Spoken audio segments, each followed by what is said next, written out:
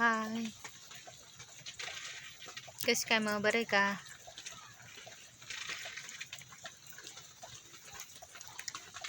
पाणी पाऊस आमच्याकडे पाऊस चालू आहे बरं का. आज सकाळपासून घराच्या बाहेर निघता येईना एवढा पाऊस चालू आहे. कोणा का पाऊस आहे बरं आहे ना. आज एकादशी त्याच्यामुळे जास्त पाऊस आहे. हा ना, सगळं चिकचिक होतं. काल चांगलं मस्त उघडं होतं ना, आज पाऊस चालू आहे.